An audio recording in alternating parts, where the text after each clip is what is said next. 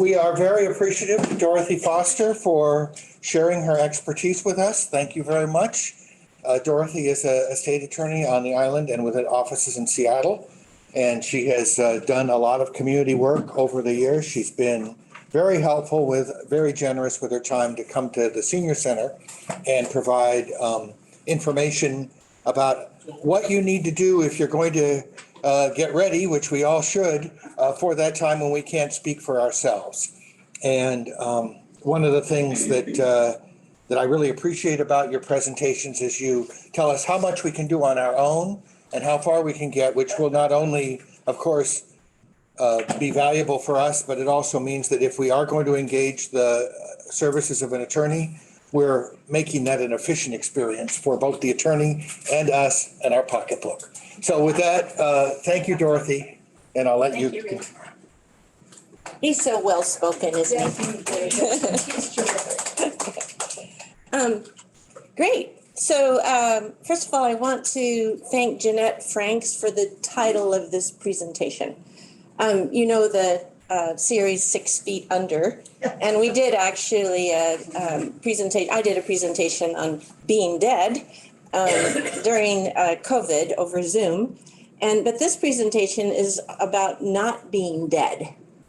And as Jeanette says, you kind of feel 6 feet over, like not quite there when you're dealing with disability. So this presentation is about disability, okay, and documents that you need to be your own medical advocate and make sure your financial assets are handled as you wish.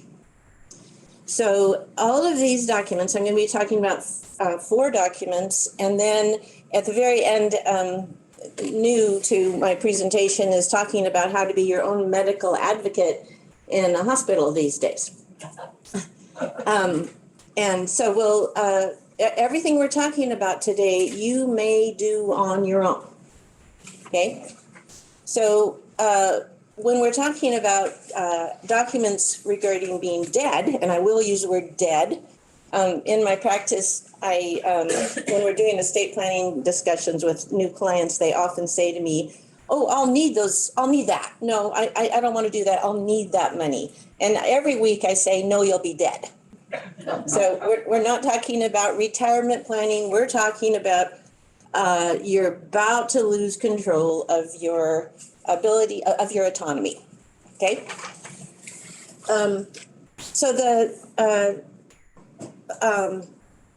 I do want to mention something about being dead. It's not true anymore that you can just go do a will, whether you get it from a lawyer or from an online website, or you just do it yourself. Actually, a handwritten holographic will is not legal in Washington at all. But it's not true that a will works for everything. In this day and age, a lot of our assets pass by pieces of paper controlled by financial institutions. They're beneficiary designations. And many of our assets really must, for income tax purposes, have beneficiary designations. Other assets, you don't want to have beneficiary designations because you'll create a conflict between your will and these pieces of paper. So I just want to say, when you are dealing with your death documents, absolutely make sure your lawyer and your financial people communicate and make them communicate. One or the other might say that they don't need to talk to the other person. That's just not true. I can't tell you how many conflicts in estate administration I've seen in the last couple of years from the financial people doing something entirely different from what the client expressed in her will. Okay, so that's just a warning. Please handle the death documents properly with the right people and really be your own, really insist on getting what you want accomplished by both of them. So these documents have to do with being disabled. The first one is called a durable power of attorney. And the word durable comes from litigation. So remember, in our country, half of our law is written down, so it's code based. And the other half of our law is people arguing with each other, litigation based. So our law is based, a lot of it, on stories. So it's actually quite good because there's a lot of nuance in U.S. law. And that's derived from the British legal system. So somebody was litigating about the validity of an agent under a power of attorney when the principal was clearly incompetent, which is the whole point of a power of attorney. But somebody won some lawsuit somewhere, probably California, whereby the power of attorney did not have to be honored because the principal, the person who wrote the document, didn't have legal capacity anymore. So legislation came about, including in our state, to say a power of attorney endures, so it's durable even through the disability, incapacity of the principal. Okay, that's what the word durable means. So the power of attorney for financial affairs is a crucial document to have. And many of us need to tell our kids and grandkids to get these documents. It's the power for somebody to handle your financial affairs or deal with some kind of institution, like, say, a college.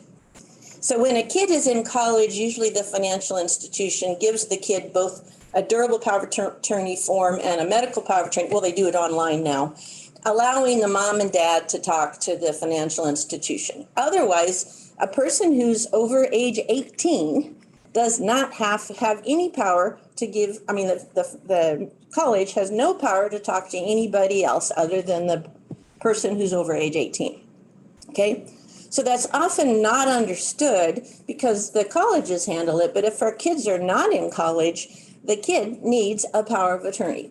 Okay? Needs both a durable power of attorney for money and a medical power of attorney. So if you do not have a power of attorney, and then you become demented, then our state and every other state has a process where you're drugged to court, where somebody declares you to be incapacitated and that somebody wants to handle your everything. So that procedure is called a guardianship, and there's two aspects of it. One is the guardianship of your estate, which means all your money. And the other is the guardianship of the person, which means your body and your personal affairs.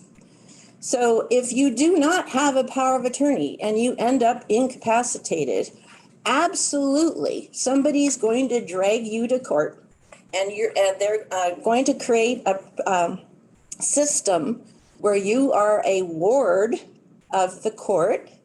And this person, the guardian, has to report every year to the court about how they spent your money. So you've got a person who's usually a lawyer who signs up to be one of these guardians, who spends a bunch of money overseeing everything about you, even if you're parked in some facility somewhere. So it's a very, very costly proceeding. Not only is it costly, it causes conflict. One kid might think that kid's the perfect person to be your agent, and another kid thinks she's the perfect person to be your agent. And there's a conflict about who gets to be the guardian under the guardianship, right? And you've probably seen movies, and I've read so many cases about a person being an marginally incapacitated person being taken to court by some ne'er-do-well, undue influencer for that person to be named the guardian. Okay? So you don't want to go through that. So you want to do a durable power of attorney and a medical power of attorney. Okay? And when I say when you do them through a lawyer, they're takes $25 of our time. When you do them through some good online websites, it takes probably the same amount of money. But there are some online websites, and I mentioned them in here, Nolo and Rocket Lawyer, last I looked, had updated their powers of attorney to comport with Washington law. So you enter in what state you're in, and then you can generate the document that you want. And our statute in Washington, our power of attorney statute, changed in the year 2017 substantially.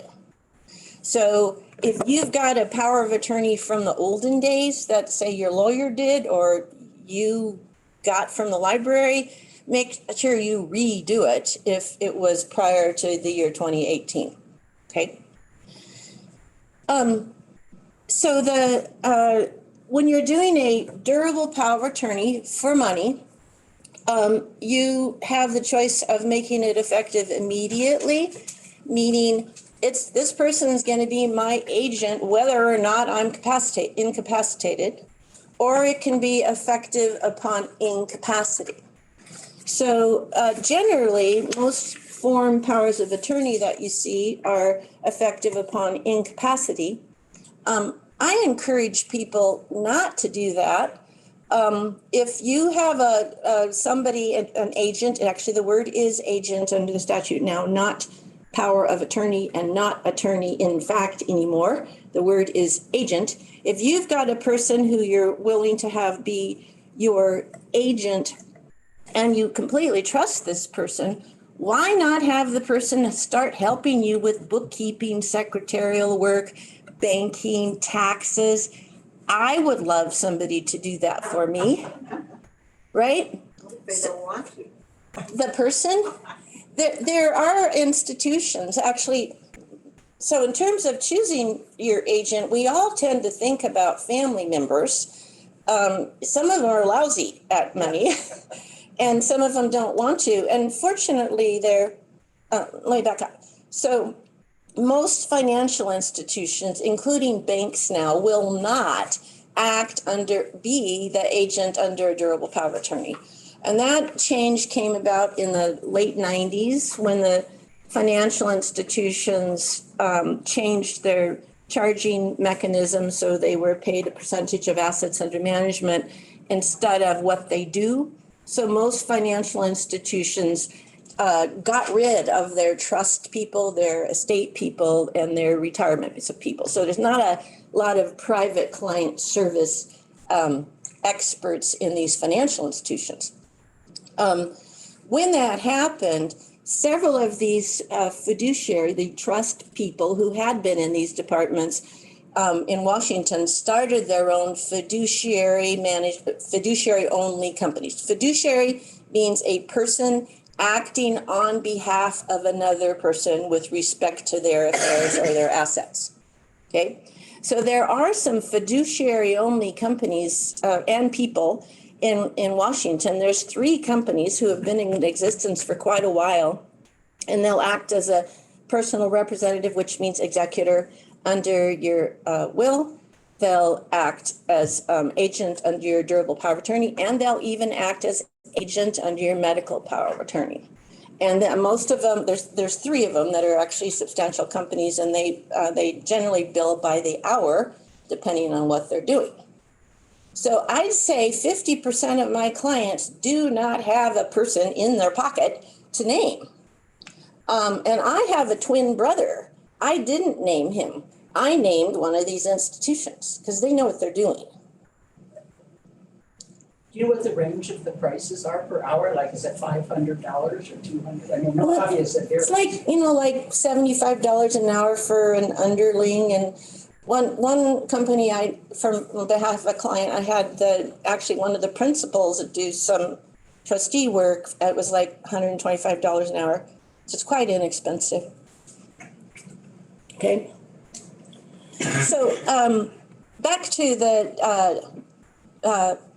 fact that a power of attorney can be effective upon incapacity or immediately. So if it's effective upon incapacity, how is that proven? It depends on statute and the nuance in the document if written by an attorney.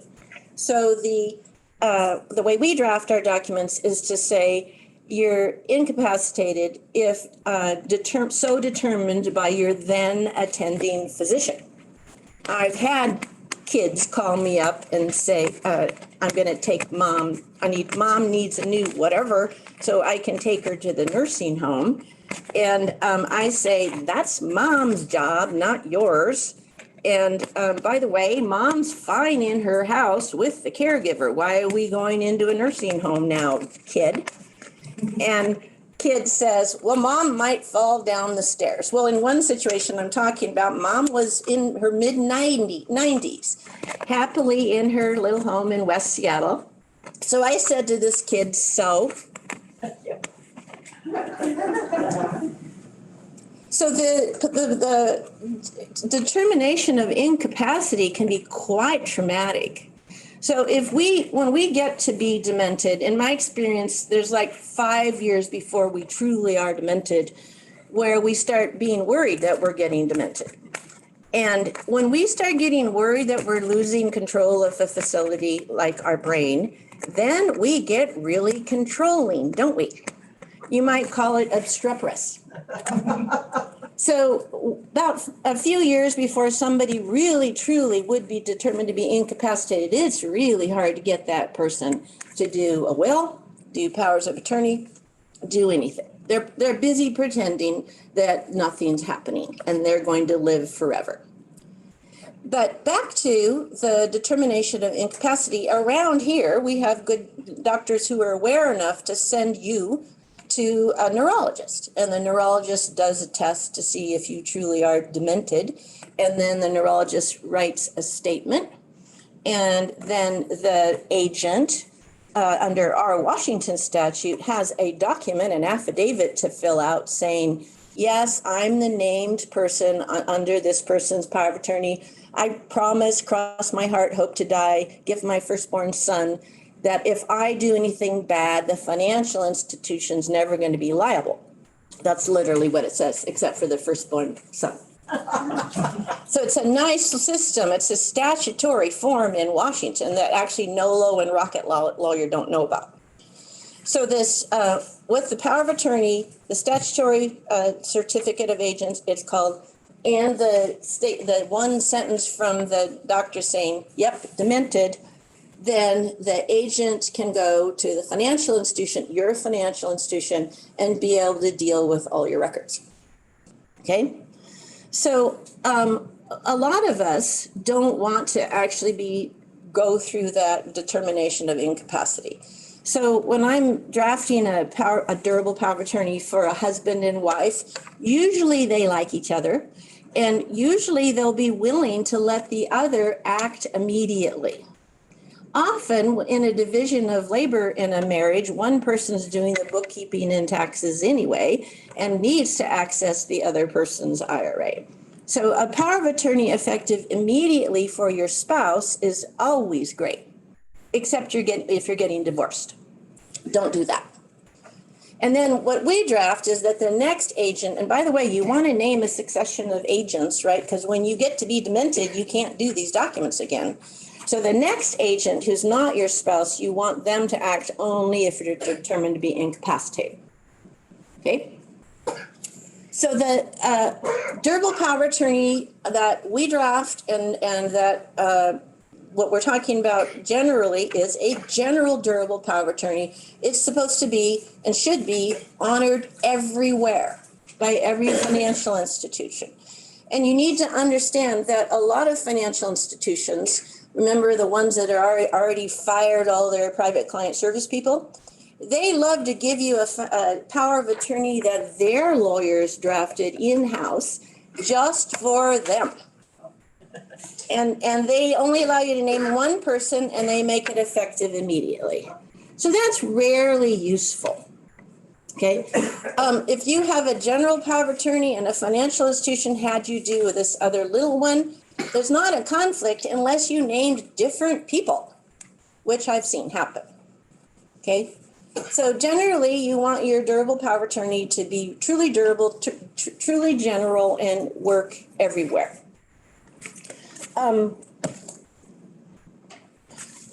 It does not, a power of attorney, general durable power of attorney, does not work for the IRS.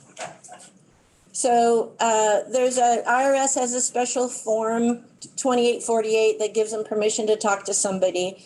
If the agent needs to sign your income tax return, then there's two forms Form 56 and a 2822 where the agent says, I'm signing this person's income tax return as their agent under a power of attorney. So the IRS doesn't pay any attention to state law. Okay, they want their own proof that you're an agent under a power of attorney. I forgot to say you can ask questions. Yes. Good. Good. Hey, Tommy, can you repeat those form names again, the IRS form names or numbers? No, because I may have them wrong. Okay. About 2848 is a general power of attorney, like I do for when I'm acting on behalf of a client to the IRS. And the Form 56 is the one that set the form for the signature to adjust the income tax return. And the 2822 is the form that says, I'm signing the income tax return and I live in a different house from the person whose form I'm signing. And it's the person that's designated as the power of attorney fills these out because the Yeah. other person's incapacitated. Yeah, or the personal representative under the will also has to do this.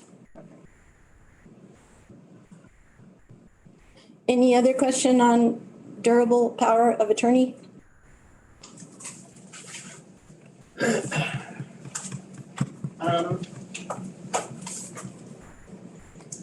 I had a POA for financial. My husband was sailing across the Atlantic Ocean and I was in the middle of selling a condo that we had. And I bought my POA for financial, if I could take that and use that in order, because, I was talking to him and my husband said, yeah, I want to sell this, do it. But it didn't work. We had to get, it was a long story, but he was having to cross the Atlantic on an island. But I'm wondering why that didn't work. If I had durable power of attorney for financials for him, why he couldn't have. Did everybody hear that? She had a durable power of attorney for financial affairs for her husband, and a real estate transaction, they didn't honor it. Was it effective immediately? I don't know. Probably not. Oh. That's why it didn't work. There's also, you can do a power of attorney, for a limited power of attorney for somebody to handle a particular transaction for you. Or a limited time. Yeah, you want to write in the time period and what their power is for. If you do any of these things online, do you need to have them notarized or? So online, they the two companies I've talked about, they're careful to follow state law. And our state law changed in 2017 to allow either two witnesses or a notary, not both.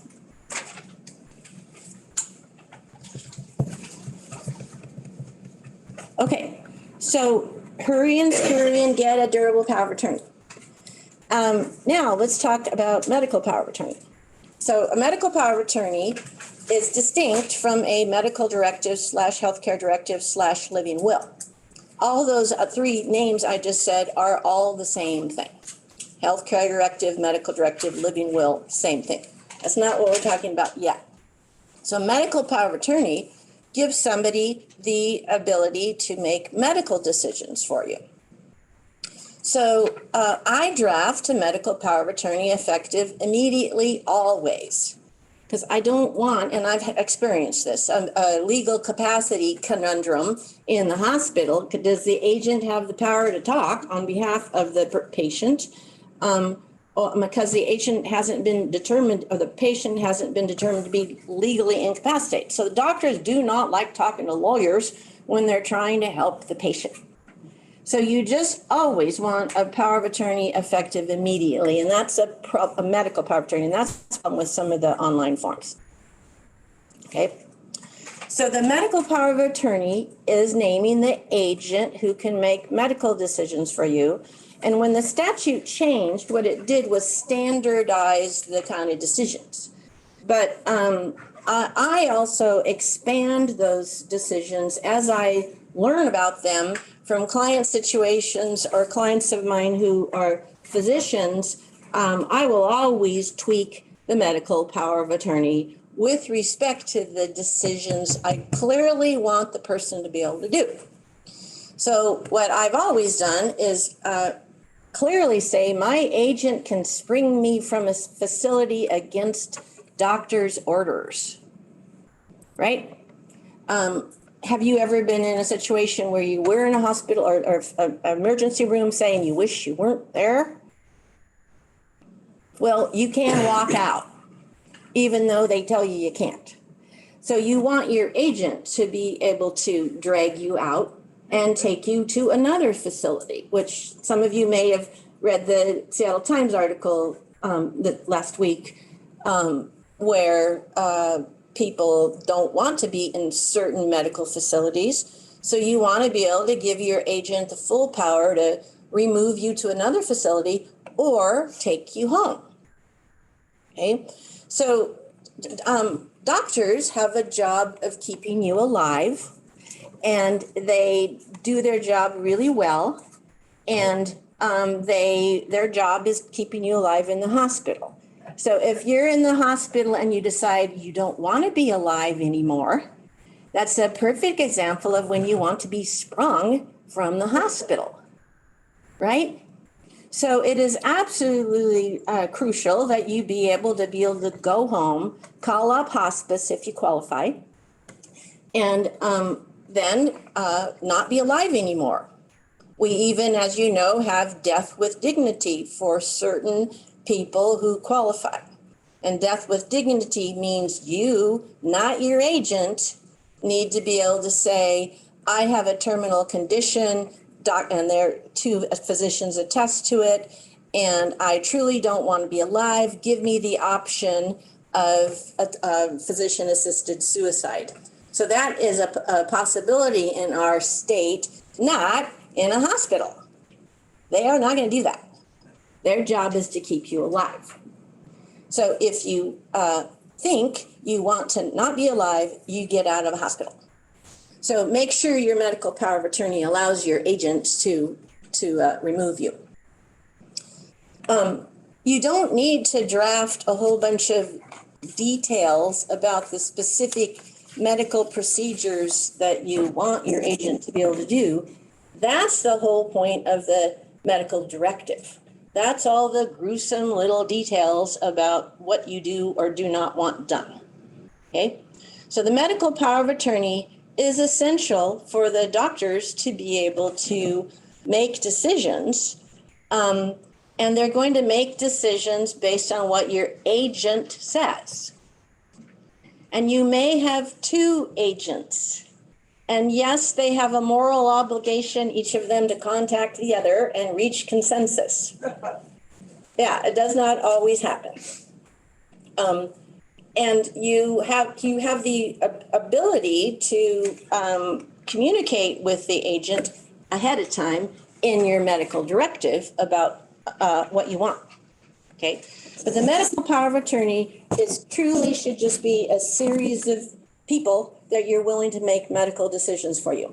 I say series because everybody listed in your our medical power of attorney also has HIPAA, Health Insurance Portability Accountability Act, a federal right to hang around in your hospital talking to your doctor.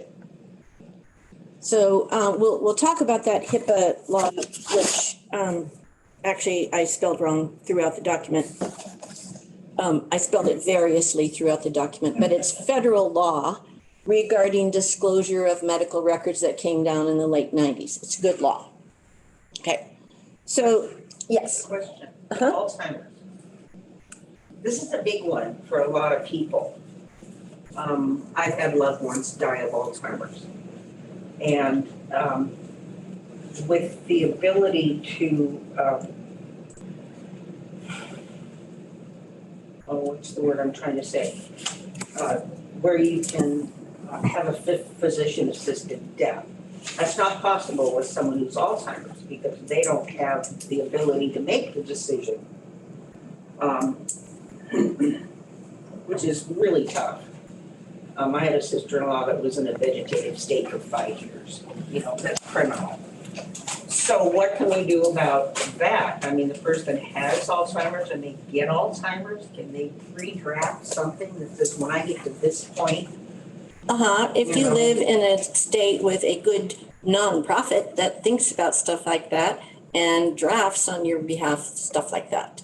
So that will get to the healthcare directive Okay. and specifically an Alzheimer directive that you can do in Washington. So, any questions on the medical power of attorney?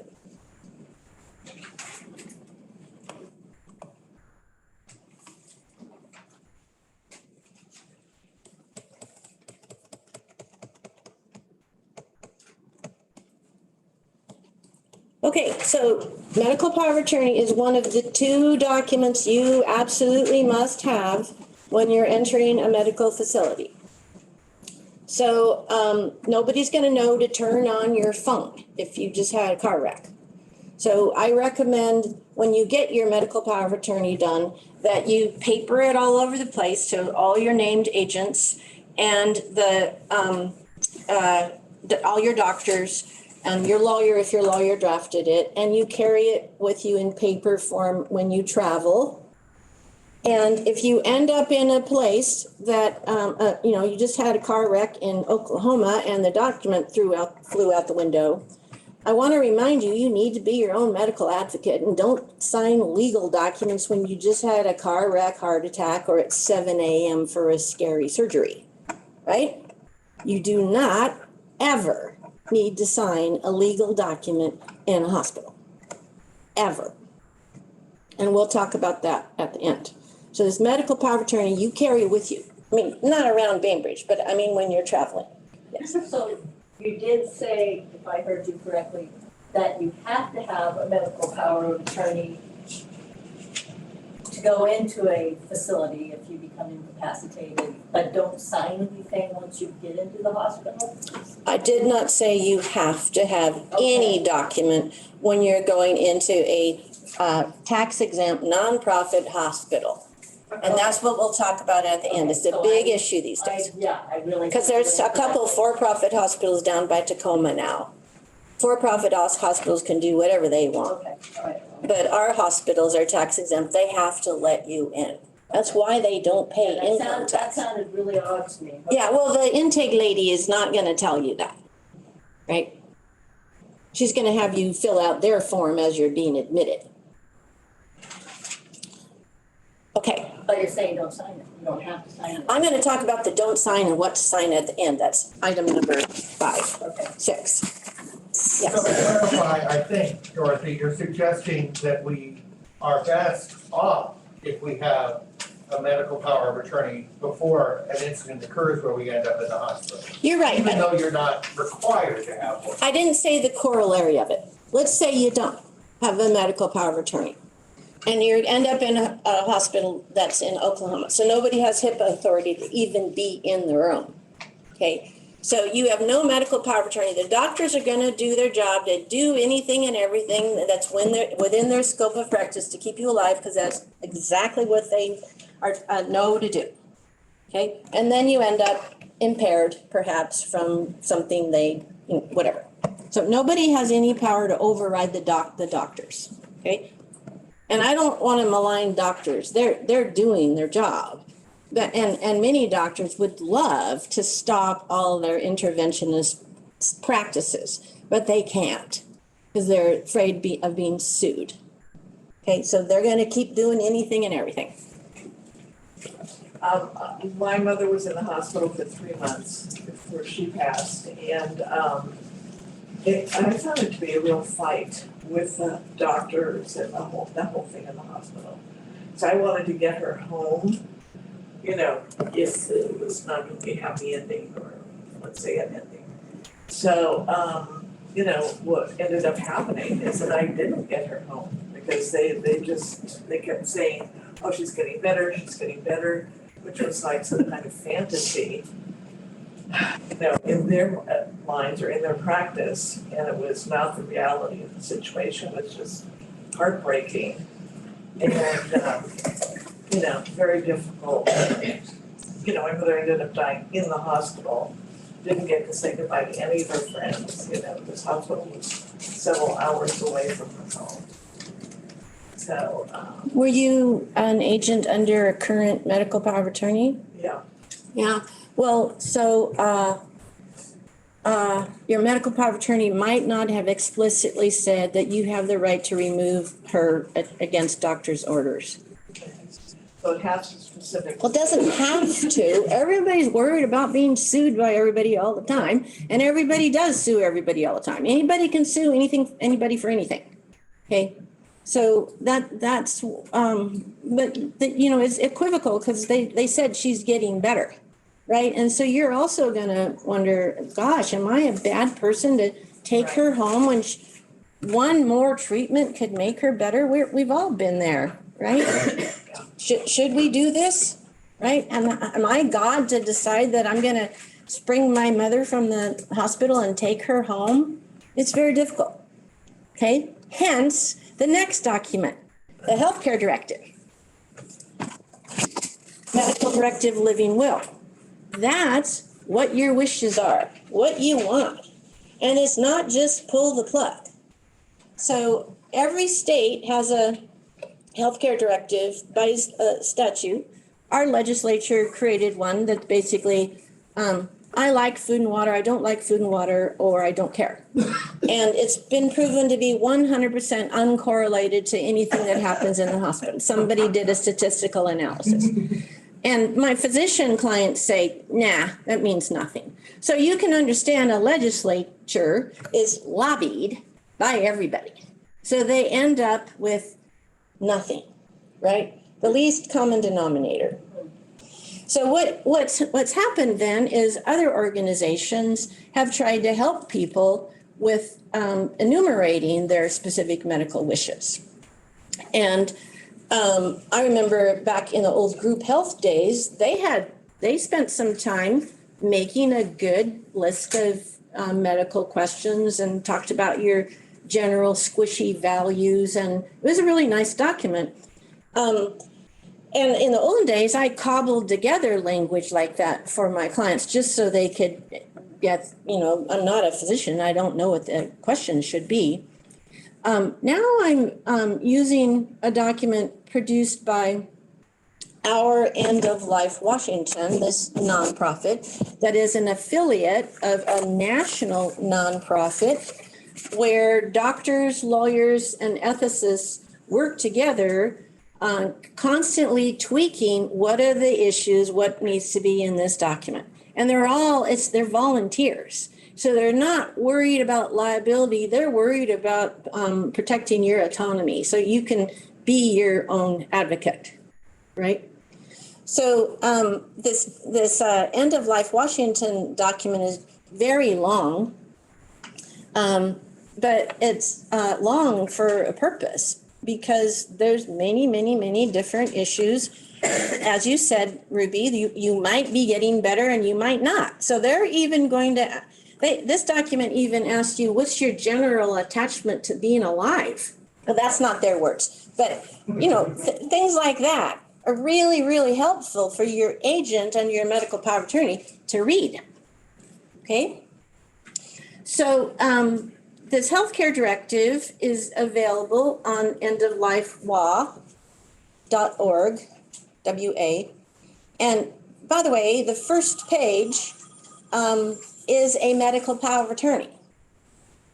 So please, if you're going to fill out that first page, don't put in a different name than the person in the medical power of attorney that you produced for a series of people.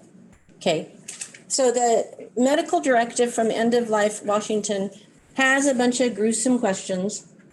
And as you were discussing, End of Life Washington, as a nonprofit, is trying to help people with all this stuff. We're really fortunate to live here. So they're the ones that have incorporated and managed the Death with Dignity Act. They even have volunteer physicians who will help do that declaration of, yes, you're going to die soon. Because a lot of physicians are really worried about participating in a Death with Dignity act. depending on who their employer is and what hospital they're affiliated with. Okay, so the End of Life Washington folks have also created an Alzheimer's directive, basically saying, and if I'm going to be Alzheimer-y, then I really, really want you to know these are my wishes ahead of time, even if I have Alzheimer's. Okay, so I haven't actually, I don't know if anybody has actually used one of those to see how it's interpreted. I haven't. Have you, Johanna? I haven't actually seen one. Utilized. Yeah, it's a little bit vague to me, because as you said, the main problem is the trying to figure out what authority you have over the Alzheimer's person, and maybe I shouldn't say this, but to be able to die. Right? So if we have true Alzheimer's, as you know, you get it rather young, as opposed to just dementia because your brain's worn out. But if you have true Alzheimer's, you do have a lot of lingering ahead of you, okay? And so it is a huge issue, and I nobody's litigated on this form, and I haven't even heard it interpreted. So, but you want to fill it out if you have Alzheimer's in your family. And I mean Alzheimer's, not just being demented because you're 89. That's different. And actually, I've seen doctors diagnose my clients as having Alzheimer's when they're just demented because they're 89, and it plummets them into dementia. It's so frightening to be told you have Alzheimer's. Okay. The other thing that End of Life Washington is working on is being able to, when you're in the hospital and there's nobody to spring you, to be able to say, I don't want to eat anymore. You know, to die like your cat does. Quit eating. Generally, you can't do that in a hospital, particularly all of our hospitals in this side of the water, on the whole peninsula. You're not going to be able to not eat. They'll even if you have a no intubation order on your healthcare directive, they're going to spend their time getting you to eat. Okay. No, that's what you want to put on your. They can't do IV or tube feeding if you say no tube feeding through your mouth. Yeah. Just like, you know, our old animals or 2-year-olds.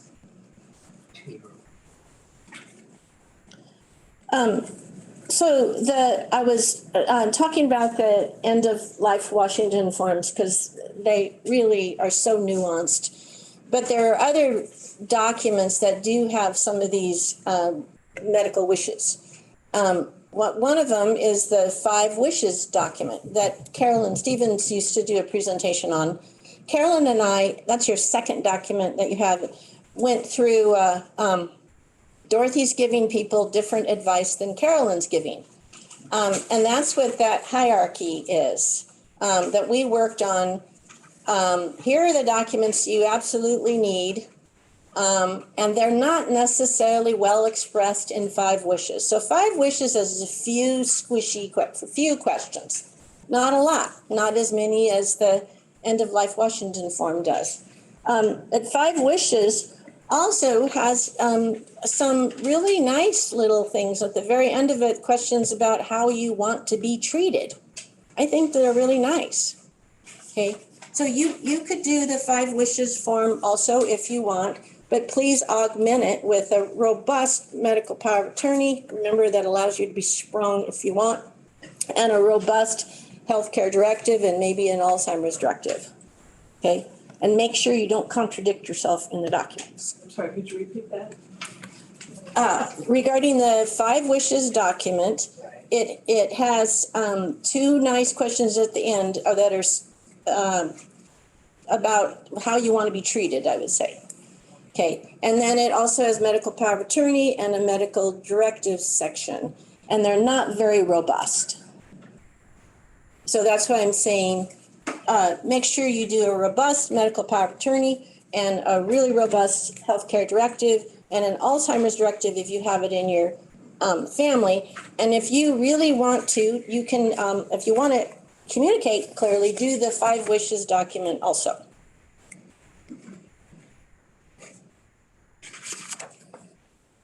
Any question on just the medical directives? Yes. I know that this is not, can't hold up in a court of law or whatever, but the other thing you could probably do is talk with these people who are gonna be your agents about what's in the directives.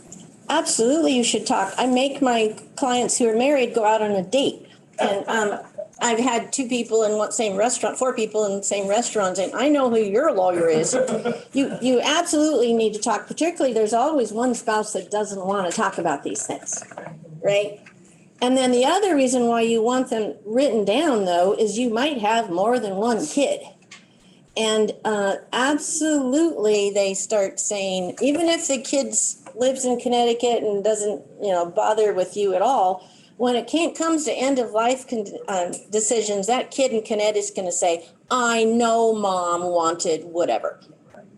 Okay? So that's why you want things written down. Yes. I just kind of, you keep mentioning, or earlier mentioned about needing to make sure you can leave the hospital if you want. But I've worked in hospitals and there is a form to fill out. It does say against the medical advice, if that's how it goes. But there is a form, nobody can hold you. Absolutely. I've done that as the mom of my son at Harrison. I did that. Yeah. But I'm talking about an agent having the power to do that. That's where Ruby didn't have clear power. And it needs for your agent to be able to, contrary to medical wishes. Yeah. Because they might still be filling that out, but if they're allowed to fill it out. They? The agent, if you have that written, and they're your agent. Uh-huh. They might still. The hospital's gonna have them sign a form that's saying you're gonna die, or I shouldn't say that, but anyway, they're gonna have have your agent sign a form. Sign the form still, but they can do it. Yeah. Okay, so medical directives are lying around. You can get them all kinds of places. You could get them from Virginia Mason. I used to work at Davis Wright Tremaine and we represented Virginia Mason, and I know they don't spend a lot of time working on their forms. So again, I like the nonprofits that do spend a lot of time working on their forms and really trying to address current medical situations. Yes. This just, when she was saying, about her mother, and that, I don't know if you say I was lucky or I wasn't, but when my mother was taken into the hospital, she'd suffered almost 15 years. And then she had an attack, and my father took her in. I'm an only child. And the doctor, which I think was very fortunate that she had gotten, called me because my father could not make the decision. Oh. And he called me and he said, Mrs. Emerson, he goes, I've seen terminally ill cancer patients that are better than you, but I have not admitted her. I have not done anything. But if I admit her, we have to keep her alive. Oh, that's a great doctor. And he said, and your dad can't make the decision. So I'm going, okay, because she was sick since the time I was 10 until 28 when she died. Oh. And I said, okay. So I said, what does my dad want? He goes, well, he's out of it right now. I said, let her come home. She lasted 6 hours. But I go, oh my God. And I turned to my husband and says, now I have to make the decision about my mom. But I was just thankful to that doctor. Yeah, so she was describing a doctor who figured out how to work the system. So he was speaking to her as a human being because her mom wasn't actually admitted. Okay, that's really brilliant. I just want to say Probably pretty unique. Yeah. It was very unique, and I even sent him flowers and thanked him and everything because I knew like I said, within 5 hours she was gone. Yeah. Yeah. But she died in her house, and that's what she wanted. Yeah, that's great. So. So I'll tell the war story. So my mother had Parkinson's and fell, and was not doing well. And my dad, as a lawyer, had to figure out how to work the system, right? So she wasn't necessarily going to die, but she was a person who wasn't really attached to being alive anyway. So what he did is not consent to antibiotics. That's the way we all used to die, get pneumonia, right? So you don't have to actually be making huge pull the plug decisions. If you know from reading your loved one's medical directive what their wishes are and what their attachment to life is, you can make it happen by just intervening with the doctors. They have to listen to you if you're the named agent.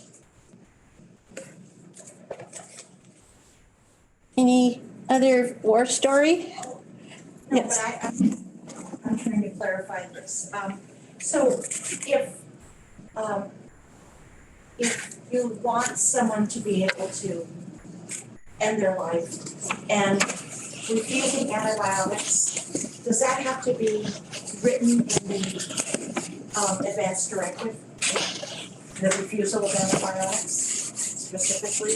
No, good question. So the Or point. can the agent act independently, I'm just saying? Very good question. The agent, meaning agent, can do anything and everything based on what the agent believes you want. Just believes. Yeah, it doesn't have to be in writing. The reason you want it in writing is because the kids are fighting or some young doctor's feeling worried about liability. Yes. I don't know if, this story is worthwhile or not. I know you're kind of probably on a time frame here. I just have to take my old dog to the vet, but we're okay. Okay. You know how hard it is to get a vet appointment anymore. Okay. Yeah. It was, to my surprise, when I was involved in this whole situation with my mother in the hospital, end of life, et cetera, is that they would not honor, she had all the proper documentation. It was kind of taped up to the wall above her bed, et cetera, et cetera. And, there were different things, like she requested that she didn't want to have tube feeding. And, I left the hospital for a couple of hours and went outside and had lunch or something, came back and there was the tube, through her nose down. Wait, she wrote down she didn't want intubation. Yes, part of her directives. And also that she didn't want to be, she had a do not resuscitate order. And again, they called it code blue on her. And resuscitated her. And resuscitated. Wow, I'm sorry. Yeah, I was. Because once she's intubated, then they do have the liability to pull it out. So that's why you need to clearly say, I don't want to be tube fed. So they did it when I was out of the hospital. Oh, my God. Yeah. Well, if they don't honor her wishes, then what's the recourse? You hire an expensive lawyer and you argue about this, and then it might help somebody in the future after you've spent $100,000 and your mom died. Yeah, and my mother died, through all this turmoil. It was just very stressful because I was the agent, I was the only family member, and an only child, I was making all the decisions. Yeah. You had everything covered, right? Yeah, everything was covered, documented, signed, agreed upon Wow. with my mom, you know what I mean? Mm-hmm. Because my father passed first, so we gotta kind of put the pressure on her to make sure that was all Yeah. organized and signed up. Isn't this the concern of the Franciscans taking over our hospitals? Because they aren't gonna be honoring these directives? Well, Because that's not true. that's not true. Not at all. Well, I'm just full of it today. So it seems to me that I've read that also. that- Yeah, I thought that too. Yes, that was because of their Catholicism, that they were not honoring these directives because they didn't feel that it was their right to claim the role of God to keep you alive. You're talking about death with dignity. They're not allowing their physicians to do killing a person with the death with dignity drugs on their site. That's what you're talking about. Okay. That's very different. And they are allowing their physicians to do it next door. So, yes. There are some principles that they're promulgating that are, as you probably read, our legislature may be addressing to forbid them from forbidding. Yeah. Okay, so next topic is the Health Insurance Portability Accountability Act, spelled with 2 A's and 1 P. This was federal law that allows our medical records to be private. So when you go into a facility and you sign in, they're supposed to ask you for your list of your HIPAA people. I've never had that happen, ever. And if you don't have this is facility by, this federal law says each facility needs to know who you, the patient, will allow the doctors to talk to. And I've never been asked that. And I go to facilities in Seattle, and I even said, could I please write down my son? And because he's not my decision maker, but he was still a son, and I wanted my 18-year-old kid in the hospital, right? So this is something we draft into the power of attorney, our medical power of attorney, saying everybody we name has HIPAA authority to be in the hospital. So I encourage people to name a lot of people, even the ones that no way in a million years do I want that kid to be making decisions for me. At least you let the kid be in the hospital. Okay. So the polls that I'm going to talk about, any question on that? Sorry, the medical records? Yeah. So putting the HIPAA names in the medical record allows your agent or somebody else to be able to go back to the hospital if there's a conflict and say, look, mom said this. Yep. To help get you on that list after the fact if necessary. Right, because the medical power of attorney can be specifically drafted. So we specifically drafted to reference federal law. So then we can have a whole string of people be able to talk to the doctor. Thank you. Mm-hmm. And that's a lot easier than to try to think when you're in North Dakota, how am I going to get my loved one be able to get into the hospital with me? Okay. Any other question on the HIPAA? So if you go to Virginia Mason, or do we have doctor's clinic anymore? No. Well, we don't have anything. Anyway, if you go to Virginia Mason, go make your list of people. Okay, just give them tell the intake lady, I want to give you a list of all the people who have HIPAA authority. Because a Virginia Mason patient gets sent to the Virginia Mason hospital. Whereas the rest of us who don't go to Virginia Mason are going to be taken to whatever hospital the EMT guys feels can reasonably accommodate your medical needs. You mean to do it now, not when you're in emergency Right. checking it, give it to them. Right. Okay. Right, yeah. Okay. So that if you're not a Virginia Mason person, then send it to St. Michael's, because that would be where we would be taken to. But now they're combined supposedly, but not really. Not really. They're separate legal entities. They're just owned by a parent. St. Michael's had you. It used to be Harrison. By the way, speaking of Harrison, I once had a client who took his neighbor kid who fell off his bike or something, took him to the emergency room, and the emergency room intake lady had him sign a promise to indemnify and pay for the neighbor kid if the kid's insurance didn't pay. Whoa, wow. Yeah, and so we'll talk about that conundrum, and that's why I added this new section 6. But first of all, the POLST, Physician's Order for Life-Sustaining Treatment, that was produced by a lot of concerted effort. You probably remember Dr. Dick Davis, Jeanette Frank's husband. He was very involved in getting this Physician's Order for Life-Sustaining Treatment document created. It's for the EMT guys, which have a total different scope of practice. Their scope of practice is if we keel over on the sidewalk and they find us, they're supposed to resuscitate us. Okay? That's what the POLST is for. And it's a good thing to have if you don't want to be resuscitated. The problem is the Washington Hospital Association butted in, and I got this story from Dick, when this document was being created, and got language addressing being inside a hospital. So it says on the back of the form, the in review section, it says every time the patient changes levels of care within the facility, these end of life questions should be addressed again. That is very scary language because it gives a mandate to the hospital personnel to confront you when you're being wheeled from one floor to another on drugs all alone without talking to your agent, asking you big, super end of life questions. And we don't make good decisions in the hospital. Right. Or even going into the hospital, we don't make good decisions.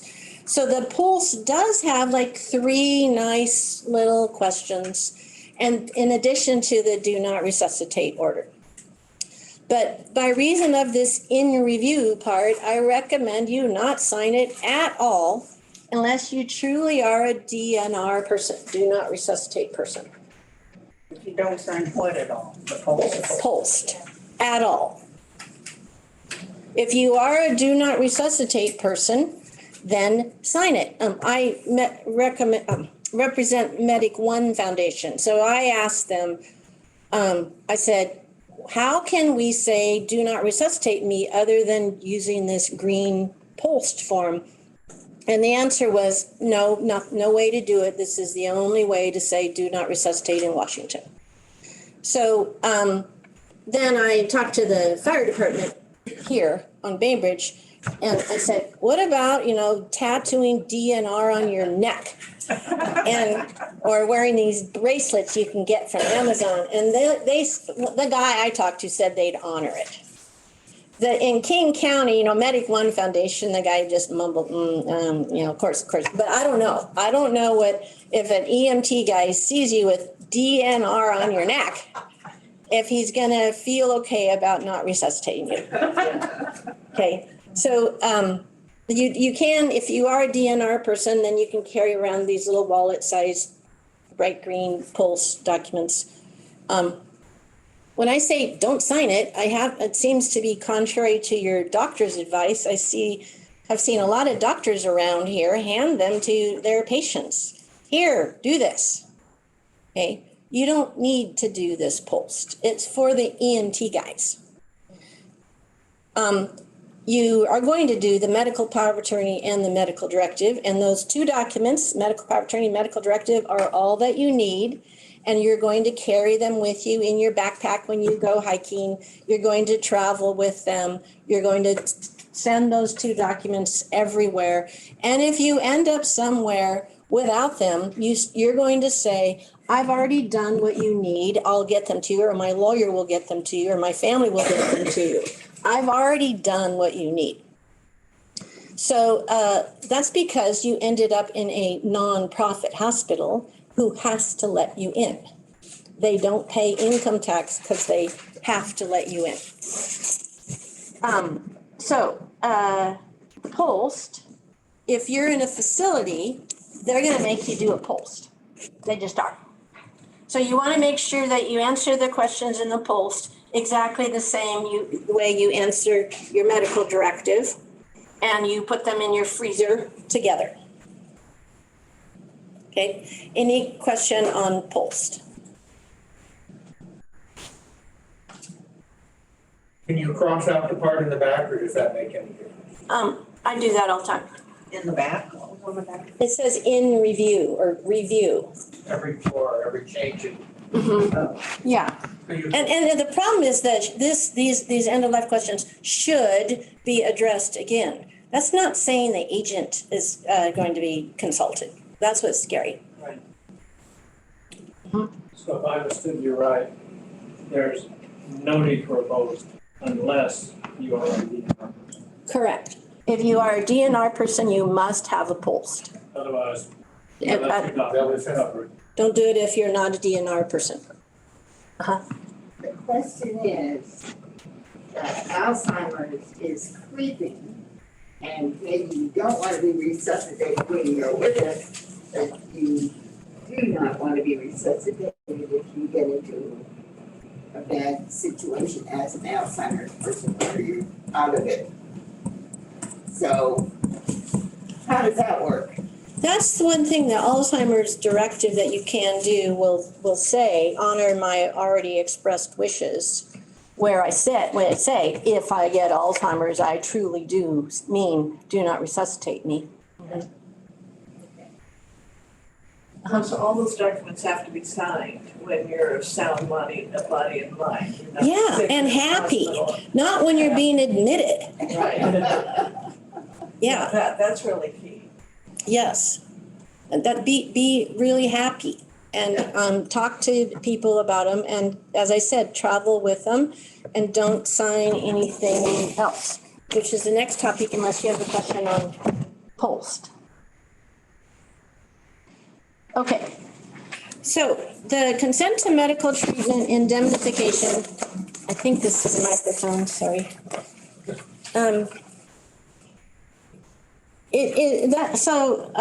My doctors are in Seattle. So invariably, not invariably. Well, I noticed about 5 years ago, I was supposed to be signing this electronic keypad. So I then thought, what am I signing? I thought I was just signing in so I could go sit and wait, right? So the intake lady handed me a document. Not only was I consenting to medical treatment, I was promising to indemnify this facility if my insurance and they got into a fight. So indemnify means I'm going to step in, sell my house to help the big insurance company and the big hospital. Okay, that's flat out illegal for a tax-exempt hospital to do that. Absolutely illegal. So a for-profit hospital can do anything they feel like. So that might be a detox facility or a facelift facility or this hospital down in Tacoma. They can do whatever they feel like. Which hospital in Tacoma? I don't know. Johanna, do you know? They got bought about 3 years. COVID wrecked my brain. I don't know time or names. It's not, consistent. No, it's some for-profit entity, national or big company bought this hospital. So they can do whatever they feel like. So, but a tax-exempt hospital doesn't pay income tax because it has to follow these rules. So I wrote down the rules for you, just so you know. They're in the, 501c3 is the section that says you're charitable. Charitable when you're a hospital means you take care of people. And you're not in the business of taking care of people, you're taking care of people as a charity. Therefore, you don't have to pay income tax. Therefore, anybody who donates money to you also gets a charitable donation. You're a charity. So the rules to be a charitable hospital are they have to have a needs assessment in their community. They have to actually make sure what they're doing is satisfying the needs of all the community. They also have to have a financial aid policy. Policy means written down that anybody can look at and ask for financial aid. And they have to not do what we call gross bill, which I was talking about. Well, that's different. Gross billing is you happen to have medical insurance. You don't have to have medical insurance, So you go into a tax-exempt charitable hospital and you happen to have medical insurance. The tax-exempt hospital cannot pay you, bill you for the excess over what your insurance company is willing to pay the hospital. So they have a contract. Basically, then insurance company tells the hospital what they're willing to pay for this patient's X, Y, and Z treatment. So the hospital cannot bill you for the excess. Tax-exempt hospital. For-profit doctor can do that, or for-profit hospital. They can do whatever they feel like. Okay, actually, I shouldn't say that. we usually have our own contract with an insurance company if we have medical insurance or any kind of aid like Medicare. And so the doctor has a contract with the insurance company, and so both of those contracts cannot be breached by whatever their rules are about who gets paid for what. But indemnification means we are being asked to connect the dots. Me, the poor human, connects the dot with the facility, promising to help out these big institutions, poor institutions. That's what indemnification is. For the access between what insurance pays and the outdoor cost. Yeah, that's why I said sell my house, because they're going to, not want to pay for the $200,000 treatment. So I know I'm a little peon, and these big medical facilities are bigger than I am. And so what I do, and I've advised clients to do this for the last 5 years, I sign my name, Dorothy Foster, no indemnity. Am I going to have to hire a lawyer if it comes down to it? Yeah. But think about it. Is it flat out illegal for me to be signing a financial contract without even knowing it? So on an electronic keypad? Absolutely, that's not enforceable. So I have this lawsuit. I paid $200,000 to a lawyer instead of to the doctor, but at least I've helped Washington law to not allow a medical facility to secretly have you agree to indemnify them. Okay. Again, so like Swedish, they're a hospital and they're a system of for-profit providers, right? Just doctors. So the doctors are for-profit people and they can do whatever they feel like. So on my Swedish invoice, that they send you after your copay, I'm called the indemnitor. I'm not even called the patient on the invoice. And they can do that. But a tax-exempt hospital cannot do that. So back to being admitted. You're going to carry your medical power of attorney and your medical directive. You're not going to sign anything the intake lady hands you ever. And if she says you need to fill out our form, you just say, lawyer, my lawyer said, you can say, I'm your lawyer. My lawyer said this is all you need. You can't say, we can say no, but she's just doing her job. You can create a fight.